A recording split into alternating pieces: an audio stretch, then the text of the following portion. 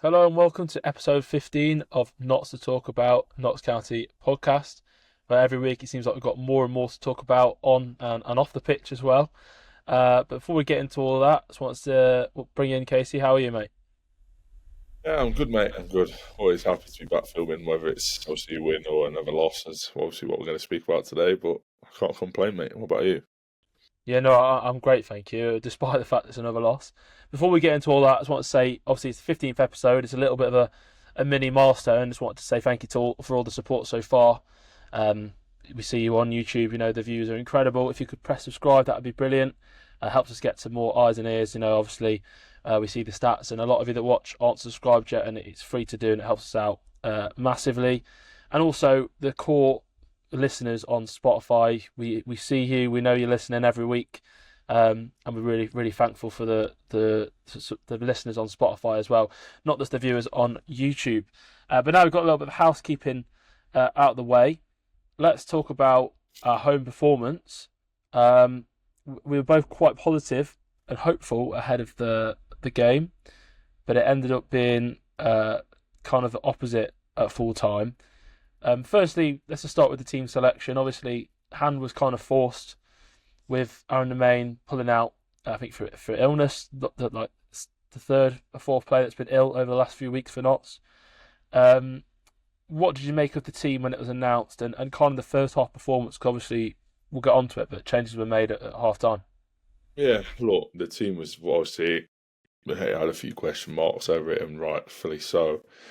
I mean, Sam before his obviously whatever reason he missed out at Bradford was obviously he was doing well enough anyway to suggest maybe he'd come straight back in, but I think it was incredibly harsh, especially with the performance that Ashby Hammond put in, especially when you consider not only his clean sheet but his assist as well.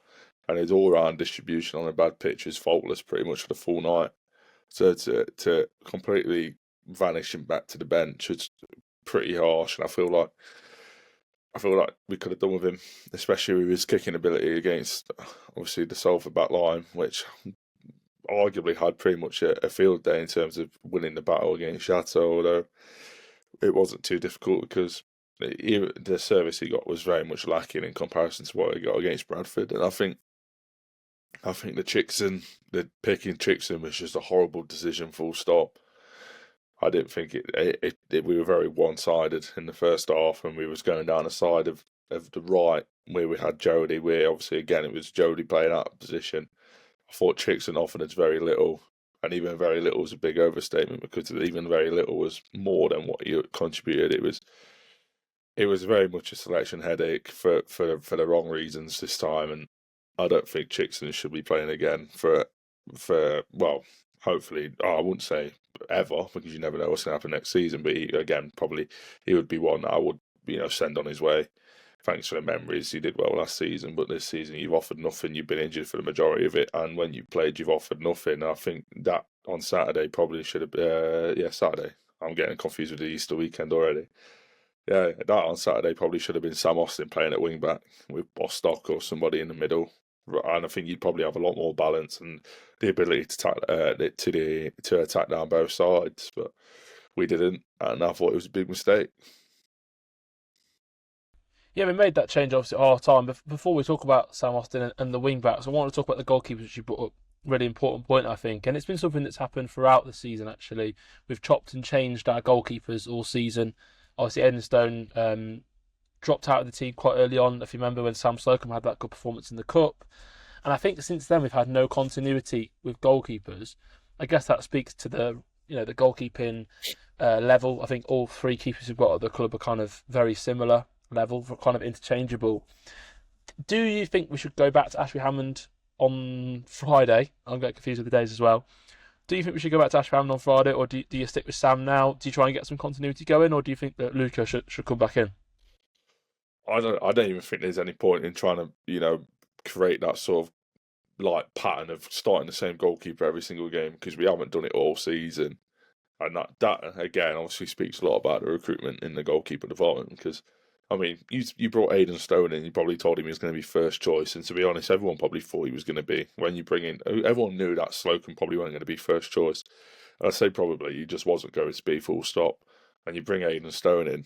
and now Aidenstone's gone from first choice to third choice, and it's been a pretty big nightmare for him in terms of his career. And I don't know where that leaves him for next season, but I honestly don't know. For me, there'd be no point in trying to start the same goalkeeper now towards the end of the season, because something will go wrong. There's no doubt about it. And yeah, we've not had it all season. It's kind of a guessing game who's going to start on Friday. And, it's obviously either going to be Sam or Ashby Hammond. There's no two ways about it. I mean, but then again, on the bingo card, you would never rule out Aidenstone being back in, because it's been bizarre. Like, you should never go into a football game having to guess who your goalkeeper is. Like, I can't imagine many teams in this league have that problem, but we do. And the problem is for us as well. We seem to be making a lot of mistakes that leads to these goalkeepers, being blamed. Because when you look at it from my point of view, I don't think Aidenstone made too many mistakes. Yet he's gone straight on his third choice. And I think if he had anyone he could point his fingers at, it would have been the back line. Because I can't actually remember a soul.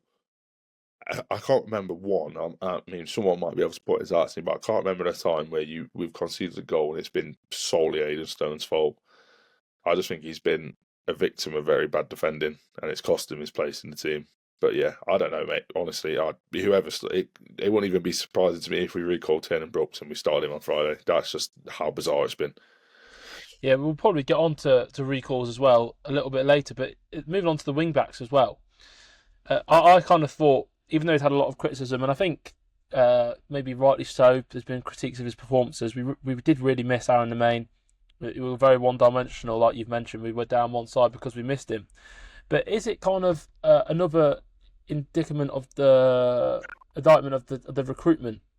Because right wing back we've got Toby Adebayo, we've got Will Randall, who we kind of would assume was going to be brought in as a wing back. You've got Sam Austin, who ended up playing there. You've got Brindley and Macari, who I guess could play at right back. Yeah, we don't seem to have anyone that can step up if Aaron Lemaine is out of the team. And again, a player who has been criticised as well this season for not quite being as good as he was last season.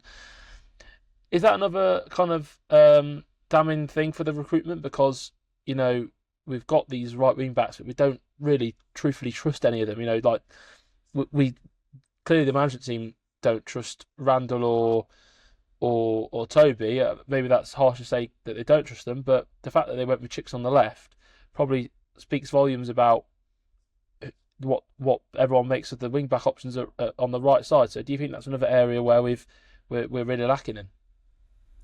Yeah, we are. We are clearly lacking in the wing back department. There's no doubt about that. But I mean, we have enough bodies there, and we just don't have enough good bodies. I mean, I love Toby, by the way. His personality is brilliant. He's a good person to have around the club, but he's not EFL quality. End of the day, Will Randall was an horrific signing, full stop. And there's no two ways about that. He has been, well, can you even describe his time here? Because you've barely seen him. And I mean, it's coming costly now because you're having to play Jody out of position. And then, if Aaron's not available for Friday, I don't know where you go from there. But yeah, we are being dealt with continuous selection headaches, and the left wing back, right wing back dilemma we have is not due to, I guess it could be down to poor recruitment, but there was definitely enough bodies recruited to not have this dilemma. But we've got to a point of the season now where we've found out that some players just aren't good enough. And that's why you probably won't see him play again for the rest of the season. It's as simple as that. But I think with your point there about, does it say anything about the recruitment? What it tells the recruitment is next season you've got to get it right. And that's not just with the wing backs, that's with pretty much whoever you bring through the door. Because after seeing this season go into such turmoil and a downward spiral, I think there's going to be a lot of, there's going to be a lot of judging players when they sign straight away. Because, I mean, say Will Randall, for example, you sign him on a free from Sutton, it don't look too bad because you're a new EFL team and you've signed an EFL player who's played in the EFL last season, but in reality he's been terrible. And if you sign anyone like that next season, people are going to do background checks and they are going to, take opinions on board from other people who have watched these players play. because I mean we've had some really poor signings this season, and I think if you look at it, if any department shows you that, it's the defensive department. Without being too harsh, it's just the reality of it. Yeah, talking of the wing backs, then obviously we made that switch and made a little bit of a change, and Chickson did come off at half time. We got ourselves back into the game early in the second half. Dan Crowley with another goal from open play. His goal record from midfield is fantastic.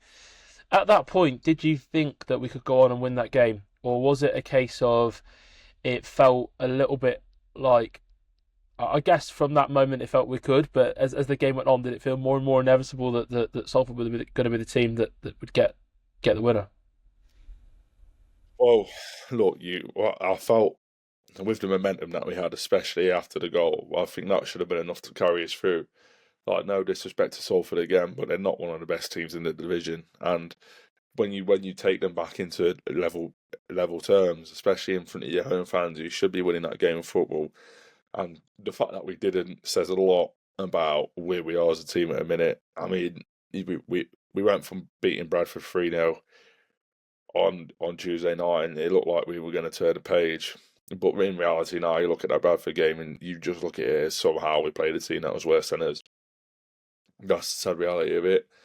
But yeah, look, when we scored, I thought there was only one winner in this game, and I thought it was going to be us. And then as the game continued, and we got later on, I just thought to myself, I know what's happening next, and it happened because it's not hard to predict us anymore. I mean,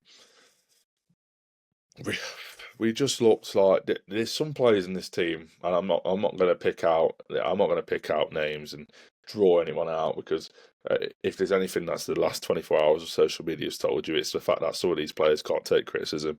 Simple as, really. But there's some players in this team, such as your Lewis McCarrys and your Scott Robertsons, who turn up every single week, and you can tell they're giving 100%, and they're being let down by players around them who don't even want to put 50 in. And that is the sad reality of it all. And that's why we conceded on Saturday, because we had players who were trying to win the game and some players who just didn't look like they wanted to be there. And in reality, that cost us massively. And it's sad. It sounds harsh, but that's the truth. And to be honest, I'm at that stage of the season now where I really don't care. I will just say it how it is, because I'm tired of it, and I really cannot wait for the season to be finished. Yeah, I think you made a really interesting point about Lewis and Scott there, especially as they're two of the younger players in this squad as well. They look like two of the model pros, they look like two that are setting examples, but I think they're 21 and 22, or they're both 22, that kind of age. They're two, I think they're our two youngest players in the squad, other than, your Sandersons and your Mahovos and people like that. They're probably our two youngest players, and yet they're the two that are setting the example for others. And I think that obviously speaks volumes about them as players and people. It's brilliant. But it also probably speaks volumes about the concerns that we have over the wider squad. Talking of the wider squad, obviously, this has been something we've mentioned a few times, and I think it's come back to haunt us here. We only made two changes, two substitutions, and friend of the pod, Ollie King, put out a really interesting piece about goals scored from substitutions, and Notts are in at the bottom 10 for the whole of the EFL. Whole of English football, I think, actually, top four divisions. But the point I'm getting onto is the fact that we kind of ran out of steam again. There's only two changes made, and it's the same starting 11, give or take, the keeper and the wing back change. And the games are coming thick and fast now. We've got a game on Friday and Monday, so we've got a very quick turnaround. So do you think that this is going to be the point in the season, not that it's been going well anyway, but where the squad fatigue is going to start setting in? Because usually when you've got these many games, you start using your squad, you start changing things around. But looking at the team, there's not really any way you change to make us better, which kind of is worrying, considering we're getting beaten by teams that are below us anyway. Yeah, I think you get to this point of the season, and fatigue starts setting in places. There's no two ways about that. But I think we're at a point now where any sort of promotion hopes have been solely crushed. And again, if anyone wanted to tell me that the aim wasn't to be promoted this season, I mean, if you go back into the summer and anyone's interview that you watched from the club, there was one key word in every single one of it, and that was promotion. So don't come and tell me that it weren't the aim, because it absolutely was. But that's gone now, and I feel like the only thing that we can be possibly playing for is players keeping their place in the team next season and keeping their place at the club.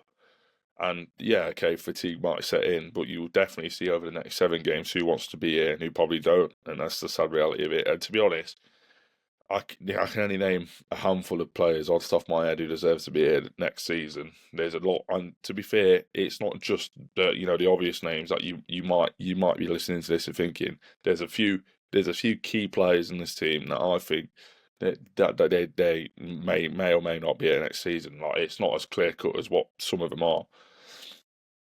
And the fatigue is obviously, we are burning out, and it's obviously difficult. But again, that stems from poor recruitment. It stems from not having any options off the bench.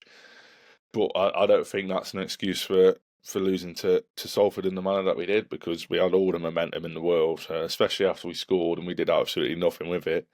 And Salford, again, their goals were very similar. It all came from attacking down the middle, pretty much. And yeah, I mean, it's just not good enough. And I mean, we're 14th in the league now. We started this pod and we were 5th. And it's pretty much all gone downhill ever since in terms of on-field stuff. But we've scored the most in the league, I think it is, and conceded the most in the league. So if that was any telling, statistic, it was that we can't defend. And it's not even a secret anymore. It's pretty much public in every.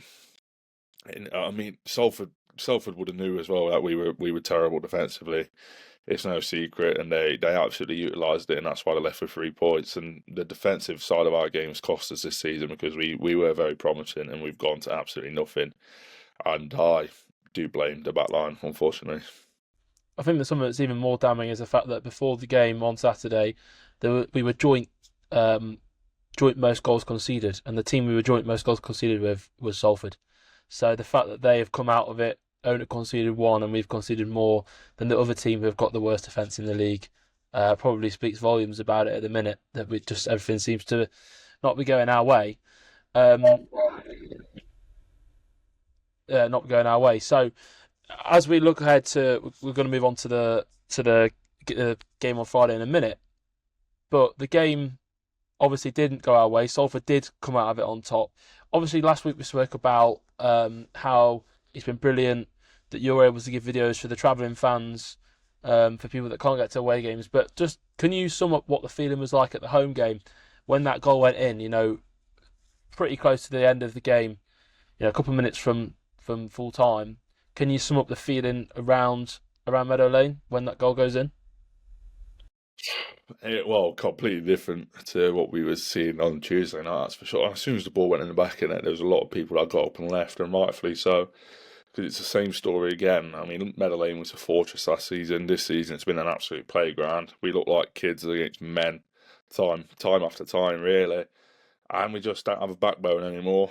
It's almost like we want to get beat at home, and to be honest, it's almost like they don't want to play in front of their own fans, which I can't understand. But again, when you have people that come out on social media and say all this about the fans having, you're just a bunch of men and women who have an opinion, blah blah blah. I mean, that's not the case at all. These are people who are going to be here long after these footballers are here. They're going to be here for generations of footballers. So I'd rather put them down as people who are very much entitled to criticise when they feel necessary, because at the end of the day, they are paying their money towards this football club that are ultimately playing the players. So I think you should be more respectful towards the fans. But anyway, that's another conversation for the future, I guess. But yeah, look, the fans, I say it every single week nearly now, they deserve a lot better. And I mean, I always sit there and feel sorry for myself when Notts lose, because that's just me. I always feel like I'm in a terrible mood.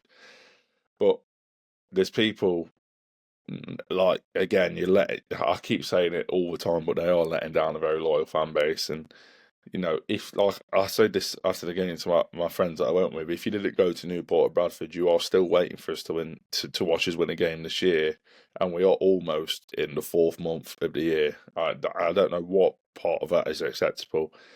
I don't know, and that for me, you can use that as many statistics, if you like, towards your argument about changing the management team, if you like, because they've been here a long time now, and you can say you give them time. We've given them time. They've had 12 games.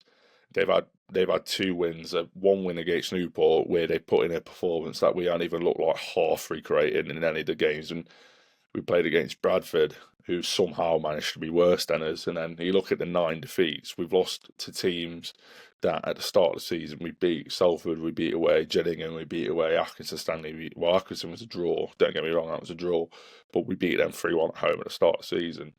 So we are, and I personally do think that we'd be better off still if obviously there was the same problems, but we could outscore teams, and now we can't defend and we can't outscore anybody. That is the problem. So yeah, look, we've gone massively downhill, and I mean that's why so many people got up and left. When even though there was 5 minutes, 12 minutes left of game time, and people knew that it was over because we just don't have any backbone. We could have played for 45 more minutes, probably wouldn't have scored, and yet they deserve better. It's as simple as that. What would it take for you for the management team to get through to the summer? Because I think that's what a lot of people think needs to happen. The people that want the management team to stay were saying give them the summer to rebuild. But what do you need to see from them, perhaps, and the team in the last 7 games we've got? I think it's 7 we've got left in the league, or in total. What do you need to see in those 7 games? Obviously, I don't think anyone would say we need to win all 7 because it's not realistic. But what do you think you could realistically ask for to see? Is it a couple of wins, or is it a level of performance? Is there something that could, or for you, is it have you seen enough? Is it nothing will change your mind? What do you want to see from these last 7 games before we get on to the squad? But just talking about the management team, what do you need to see from them to justify them having the summer to rebuild? Look, again, like I really want Stuart Maynard to do well here, but I said this last week. I'm slowly losing more and more faith. And what needs to happen for me is it's not even just about the results; it's the level of performance. If you put in a good performance every week, 9 times out of 10, you're going to get a result that matches it.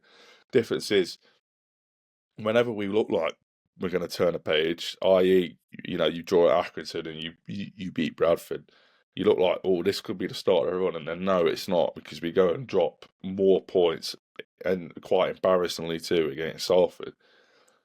And I just feel like now you need to start putting a run together. It's no good just winning a game there and there, and then going and not getting another win for about 5 or 6 games, because how that would be a manager that would be backed is beyond me. I mean, like I say, 2 wins in 12, any other job in this country, you won't be in the job anymore. It's as simple as that, really. Sounds harsh, again, it's the reality. But we have to start winning games now, and it's going to be difficult. I mean, we've got MK Dons and Stockport coming up at home.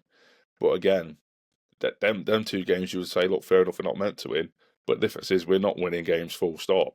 Like, we've won twice, and if you had a better run, then maybe fans will look at these games and think, you know what, if we lose, we lose, because we're not meant to. Realistically, the league table suggests that we're not meant to beat these teams. But now you're going into these games thinking, well, if we get beat here, where do you go from there? And that's been the story of the season and the story of Stuart Maynard's reign so far, because we've been absolutely awful. There's no doubt about it. When he first came in, it looked like we were going to sort out the defensive issues. Then, boom, we were absolutely battered against Gillingham at home on a Friday evening, and it looks like we've lost all sort of confidence from there. The end of the season, I mean, I'm very worried for the home attendances and the season ticket sales.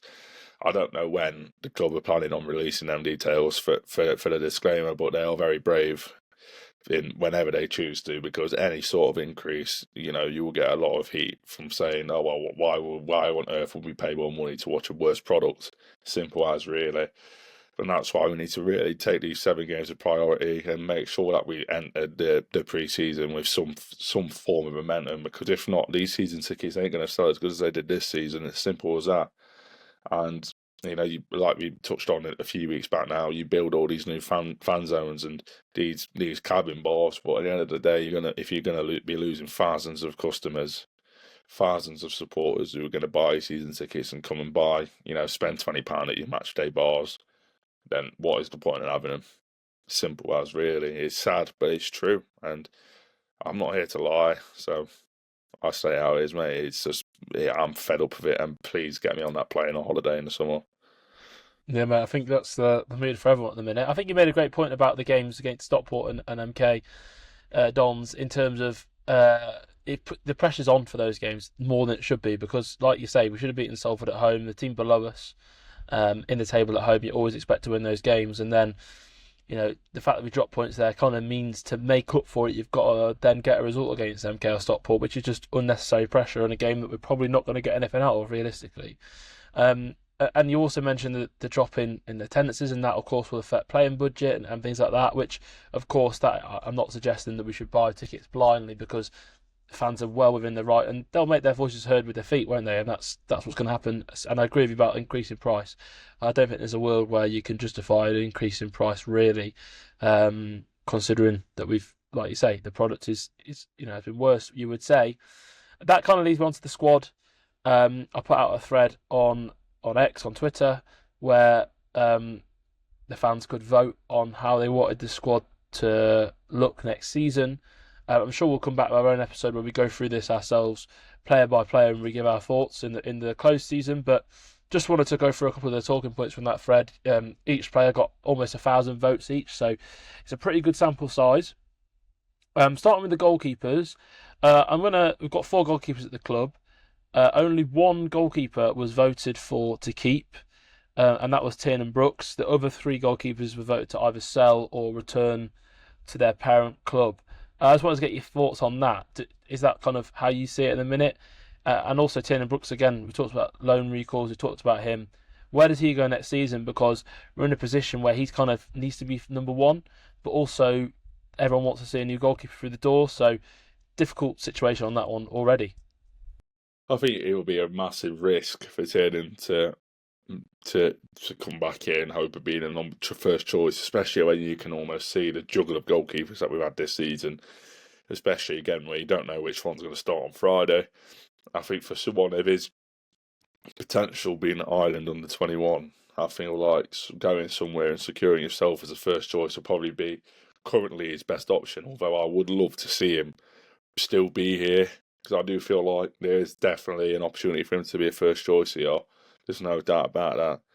But again, when in the goalkeeper department, when you don't know who's going to be in goal on Friday, how on earth could you have someone of Tiernan Brooks' potential as an Ireland under 21 international and possibly guarantee him first choice goalkeeper? Because we did the exact same for Aidan Stone, and he's now third choice. And if you're Tiernan and you're looking at that, you probably don't fancy doing that, because again, you start Tiernan next season as first choice goalkeeper, and then you drop him, make him third choice. He's looking at the same boat again, where he's looking at trying to go out on loan, and it's very wishy-washy and pretty much the same as he's had this season. And if it depends what he values really, Tiernan, because again, I'd love to see him be first choice here, but if it's not going to happen for him, then I do think that probably in his mind, he might be looking at going elsewhere to be a first choice, because he's at an age now where obviously he's young, but you're not going to get any younger. And a goalkeeper of his age, and probably again with somebody like him who wants to play higher up the levels, you want to go somewhere and be first choice. And if that's what was next for him, I wouldn't blame him, because we don't know who's going to be in goal on Friday. Why would you ever come back into that sort of doubt? And I think Aidan Stone will probably leave at the end of the season as well. I think this has been probably a nightmare move. He put it down as, and it's not any of his fault. I don't think he's a bad goalkeeper. He's just not had the rub of the green. The defensive issues are the defensive issues, and I think he's been solely blamed for it. He certainly looks that way, because he can't even get a minute anymore.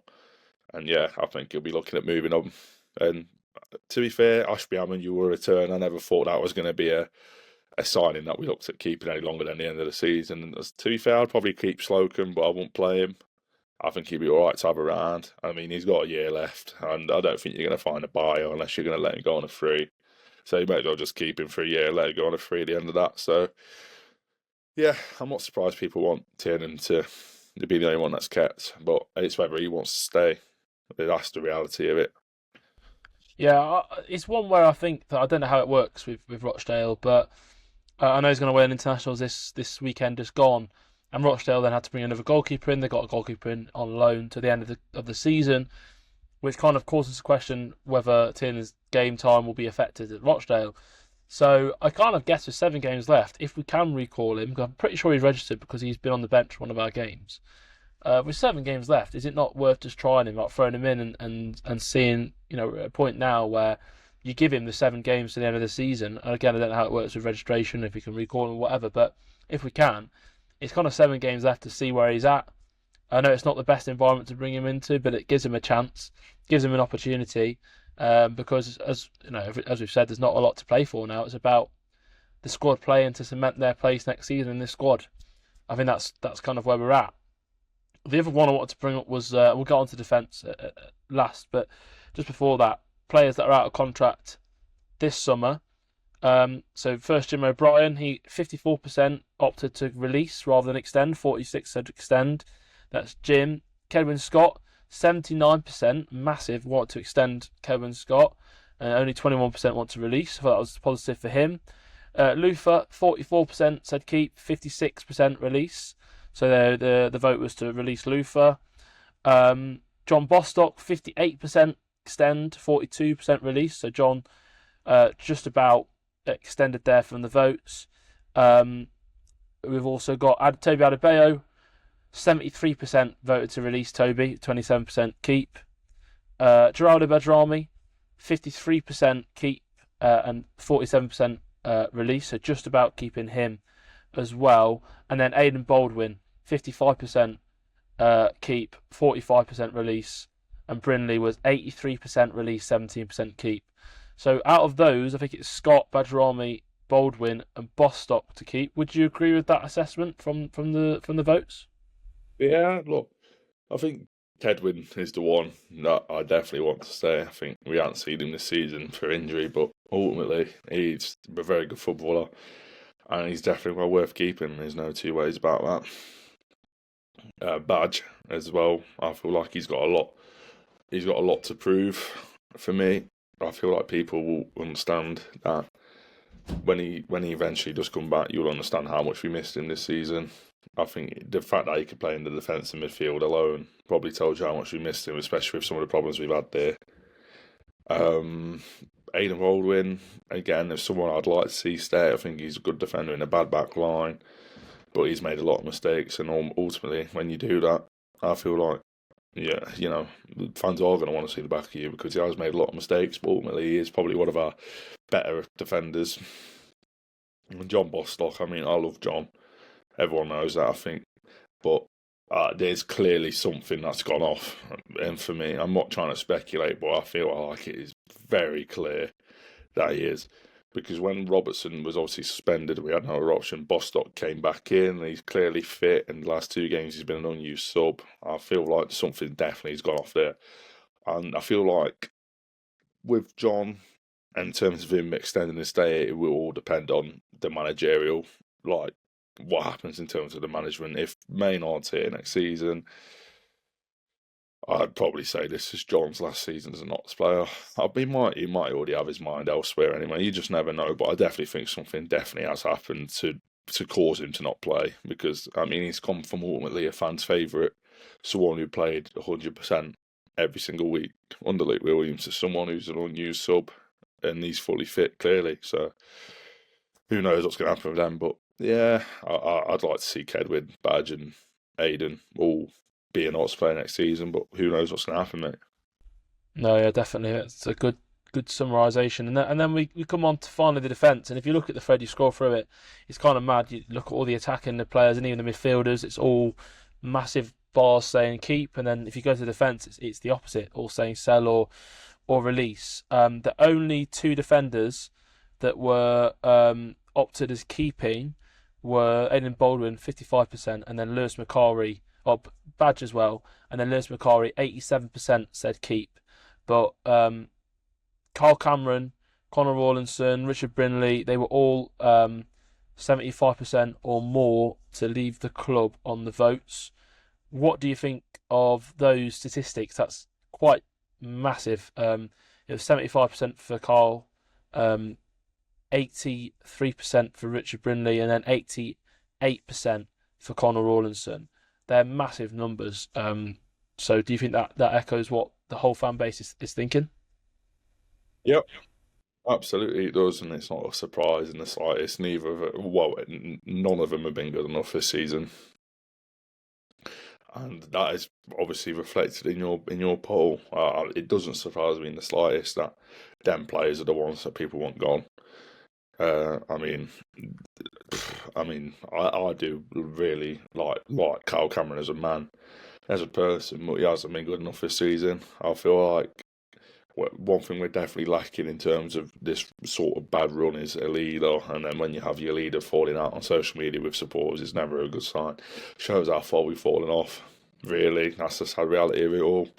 But yeah, that poll don't surprise me. The results definitely don't surprise me, and I think Lewis McCarry being, the 87% keep definitely doesn't surprise me, because that guy is the future here at this football club.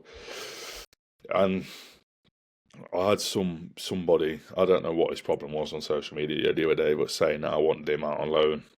And the only reason I said that was and just please, if someone is watching this wondering why I said that, please just use your brain for just one moment. The reason I said that he should go out on loan is because he was an unused sub and he weren't getting a single minute. And for someone like Lewis, who has all that potential, he needs to be playing football. And I said a loan move to somewhere like Barnet or like your Bromley, someone who's going to have a playoff campaign or someone who's battling for something, would be a very good move for him in terms of experience, developing as a footballer and getting game time. It weren't that I thought he was a bad player. So that argument I had thrown back at me was just stupid. And that's how I'm going to address it, is stupid, because I said it because I felt like he deserved more game time. I mean, he was hardly playing. Let's not take the mick. He was hardly playing, and he deserved more than what he was getting. Now he's back in the team, and I definitely wouldn't drop him anytime soon, because he is one of two players that I can think of off the top of my head, with him and Robertson, that always give 100% for the shirt. And again, when we lose games, they are probably one of the only selection of players who put in performances that warrant being on a winning team, but they never seem to be at the minute, and that's the reality of it. Yeah, I remember you saying that at the time, and obviously I was surprised as well. But when you explained it like you did just then, you explained it at the time, and I completely got the reasoning. And he wasn't playing, and now he's become an integral part of the defence, and that's brilliant. But like you say, at the time he wasn't playing, and I think the best thing about it is he's under contract to 2027, so he is the future of this club, and hopefully he'll be here for a long, long time. You also set me up perfectly about Carl Cameron. We've got to talk about it. Obviously, we talk about all the news and all the talking points on this pod. We never shy away from it. Probably a little bit of an uncomfortable topic, but again, as I say, we've got to talk about it. So on social media, there's been a bit of fallout. Not necessarily, well, Cameron has people have been posting their blocked, sort of saying they've been blocked, screenshot of that. But it's mainly been with Carl Cameron's his girlfriend and I believe his girlfriend's sister. Again, I wanted to get it out there that this is all just from what we've seen on social media. We haven't got any official line on this, and it's obviously all speculation, like I say.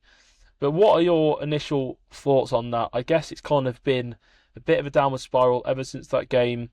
When Crowley cupped his ears, and there's Baldwin, and there was Cameron, and all sorts of going on with the fans.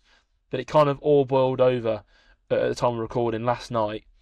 So yeah, what are your thoughts on that? I just want to get what bit of a blank canvas. What do you think to the whole situation? I mean, it's definitely not the best situation, especially when you consider our on-field problems. There definitely isn't a person in the right in terms of the whole situation. I think everyone involved has sort of had, have sort of done wrong in the situation. But again, this situation doesn't happen if that social media post on Instagram isn't created. It's very preventable. I mean, I personally weren't a fan of the fans being branded how they were in that caption. We don't need to go through it. Everyone's seen it now. I don't think that's a very wise way to describe fans of the people who are ultimately putting money in your partner's back pocket. And look, it's hard for you to speak about when you have so much respect for pretty much everyone involved in the situation. But again, like you said, you come on here and you don't shy away from these topics, and it's as simple as, really. I mean, it's all sort of stemmed from Saturday and some of the defensive problems that led to goals, and it ultimately, was it surprising that people were criticising after Saturday? No, of course it wasn't, because it's not good enough and it weren't good enough. And I feel like everything just kind of blew up yesterday. It all stemmed from the Instagram post. Everyone knows that. Without that, it doesn't happen. But then again, like it's almost at that point where, again, it's her partner, and he's being targeted, and clearly it's bothered her, and it would. You have someone you care about and you love, etc. You obviously going to be bothered, but at the end of the day, he's a professional footballer who has 10,000 people come and watch him every week, and if you don't put in a good performance, these people are going to be angry because, funnily enough, how the sister explained, they're not just men and women who have an opinion. They are people who support this football club. They are people who come to this team, this stadium. They're people of the city. You don't glory hunt supporting Notts County.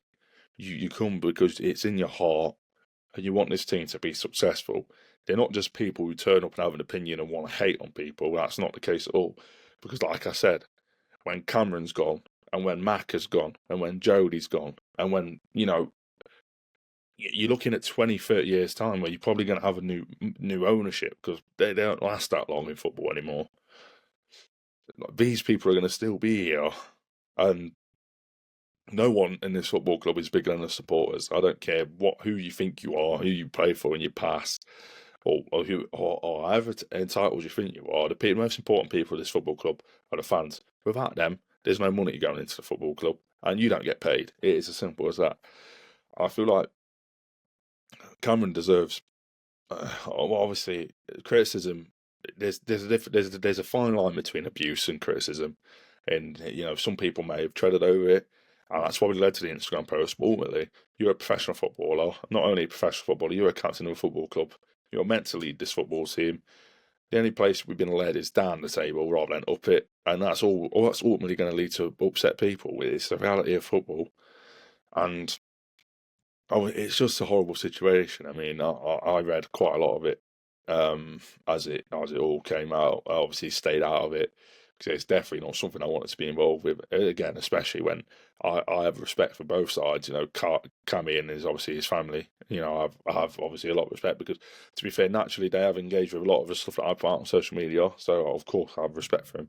But again, I have respect for the people on the other side. The fans, because ultimately they're the people who are going to be watching us speak about this right now, and they're also the people that engage with our content. And obviously, I have massive respect for it. And I mean, there's some people involved in it last night who I have a lot of respect for, and I would never want to, point fingers at them. And I never point fingers at Cameron either. That's why I'm saying no one's innocent in this situation. Both sides of the conflict are just as in the wrong as each other, and that's the best way you can point it. Really, it has to just smooth over now, and I don't know where the club goes from it. I don't know if we're going to get some sort of communication. But yeah, I'd love to hear your thoughts on it as well, because I mean, I've kind of just tried to explain it as best as I can. I don't agree with some things that were said from both sides. I definitely don't like the way that fans were. I mean, the fat idiotic sort of remark made about fans was horrible, and you shouldn't say that. I know you might be upset about the criticism your partner gets, but to brand fans like that, it's never going to go well, and that's exactly how it all blew up. And then, obviously, as well, with the comment about just being men and women who turn up and watch football, and all this and that. It's not right at all, really, and that's all I really have to say about it, because I don't want to add fuel to the fire. I just want this to be done with, and we all just get on with it now. We've got two massive games coming up, Friday and Monday, and we could do without it, because again, you take Swindon for example. If something happens in the Swindon game where something might blow up online after the game, you must think to yourself like, oh, here we go again. I want to avoid that personally, but whatever will be. But anyway, what are your thoughts on that? Yeah, no, I think you've actually summarised it really well, and I think that I want to stress that we never condone any abuse towards players. But having said that, I haven't seen any. A lot of people have spoken about abusive comments. I haven't actually seen any myself. That's not me saying it hasn't happened, because I'm not saying it hasn't, but I haven't seen any myself, like, explicitly being abusive. But as you say, this is his family that are saying it. So there's, there could be private messages that aren't put on publicly that they've seen. So I'm not saying it hasn't happened. So I'll never condone player abuse, but I think that like you said, we've got 10,000 fans who were allowed to be vocal. Luke Williams always used to say, you're in the wrong profession if you can't take criticism. And I think that there's going to be criticism when you're the team that are considered the most goals in the league, and you're part of that team, and especially if you're part of that defence, there's going to be criticism. Of course, there is. I don't think there's any lack of effort from the skipper. I think he's the skipper of this football club, and I think he does love this football club. And I think it's really a sad situation because it wasn't that long ago that we were such a unity in this club, and there was celebrations, and everyone was getting on so well, and it just feels like it's becoming more and more fractured within the fan base, the players and the fans. And don't get it wrong, I never ever want to lose that interaction with the players. So I think that's what makes part of what makes this football club so special, is the fact that you can interact with players, and it gives you the different access to the club that other fan bases don't get, and especially at other levels and things like that.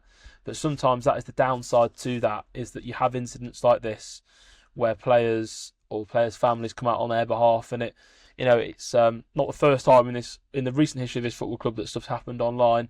I'm not even talking about this season, previous seasons with families and family members and all sorts. So, like you say, hopefully we can move on from it. That starts this Friday. I've seen a lot of people saying it's the end for Cammy. Do you think he plays this weekend? Do you think he starts on Friday against Swindon, starting to look ahead to that game? I think he should. I mean, it depends really. It almost it's Maynard's decision. I mean, he's your captain, but do you want to take him out the firing line? It's probably not the worst idea to do so. I mean, especially with Monday coming up as well. But then again, really, you'd probably want to, if you're going to take him out the firing line, you'd probably take him out on Monday, just because he's obviously at home, and a large number of the people that he's kind of had this conflict with will be there. Whereas Friday you're away, so it's probably not the worst decision to play on Friday. But then you run the risk of something happening in the game on Friday, and then this escalating again. So for me, I don't have any doubt about his mentality. He's obviously the skipper of this football club for a reason, and he has been a very good captain at this football club in his time here. I mean, he was the captain that led us back to the EFL, and that's something. Whenever his time ends at Notts, he can always leave with his head held high, knowing that he was that man. But again, all because you've got this sort of credit in the bank doesn't make you exempt from criticism, and obviously he's found that out the hard way. I do think he should start. I don't really see a world in where he wouldn't either, especially with the sort of problems we've had defensively. Obviously, you're going to have Aidan Baldwin back on Friday as well. That should help. But ultimately, if Maynard's got the option, if he really wanted to bench him, and it wouldn't be necessarily the worst thing to do. I mean, you've got Warren, McCorry and Baldwin, and you could go with that if you wanted to, but I think there'll be a conversation that will be had between the two, Maynard and Cameron, before Friday, where his head's at in terms of wanting to play. And I don't think Cameron's going to be the kind of man who's going to feel sorry for himself, because I do think he generally, like you said, has a lot of care and love for the football club, and that will probably see him through. So I think hopefully this will just be a situation that gets forgotten about and we can move on. But who knows, mate? This football club's crazy. You just never know. Yeah, it is crazy, definitely. I know a name I want to throw at you before we preview the game in full. Lucien Mahovo, obviously out on loan at Boston, player that I've mentioned, obviously left-sided defender. Would you like to see him given a chance, maybe recalled and be given a chance? I know he's having a good time at Boston. I think they kept a clean sheet in the weekend, and they're challenging towards the top end of the National League North. But he's able to play left back. He can play defensive midfield. He can play left side of a three. Would he be the kind of player, again, a little bit like we spoke about with Brooks? Would now be the time to get him in the Notts team to see what he's all about?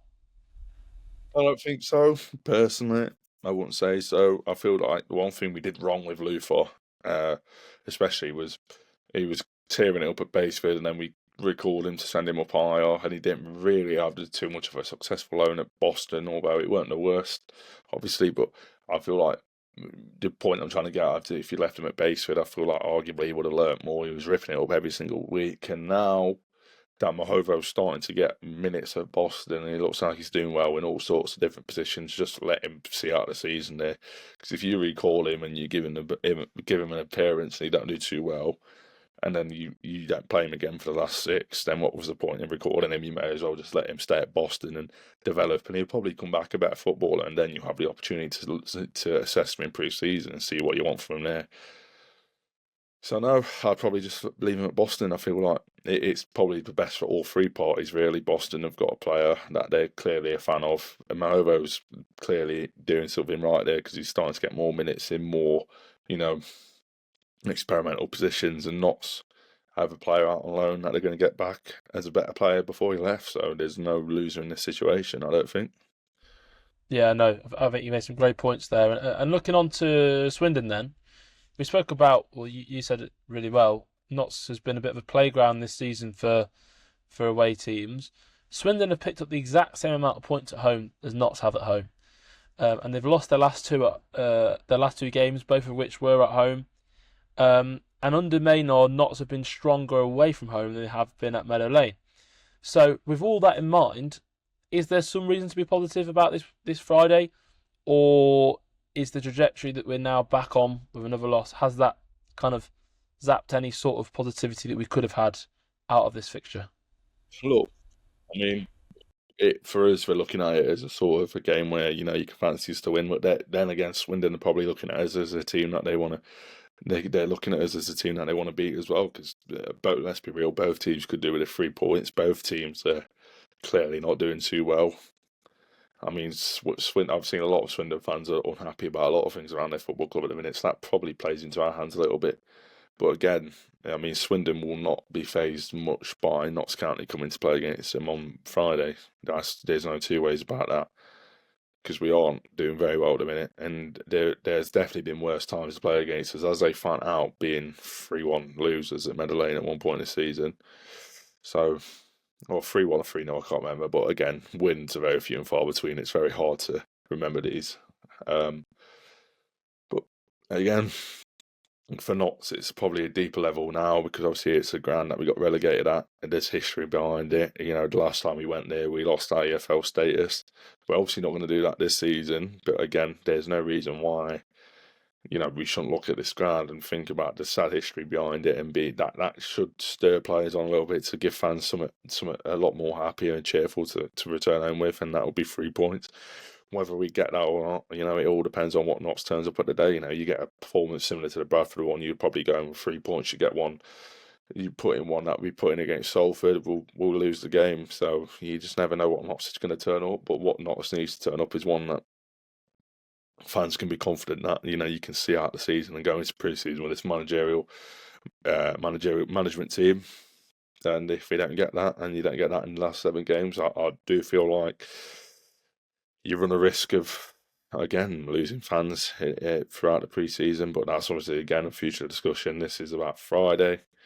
And ultimately, again, Swindon, you have to look at this as a game that you need to win. But we've said that a lot about games in the past on this podcast, so we've not beat them. So, again, never too high, never too low. But I'm feeling rather towards the low point about this one, because I feel like, again, it's a game that you have to kind of must win, because it's a team that aren't in great form. And if you don't beat them, it's just going to escalate a lot of criticism again, and rightful criticism. You can't shy away from it, I guess. Yeah, no, definitely. In the last 5 of both teams, they've both got 1 win, 1 draw, 3 defeats. So neither side are in particularly strong form coming into this one. Can I get a score prediction from you, and how you think it's going to go? Because, as I say, this is 2 teams who are struggling, kind of low mid-table, not a lot to play for either team now. So can I get a score prediction on this one? I think we're going to see a very similar game to what we did on Friday. Not Friday, Jesus. These holidays not helping me out. On Saturday, rather.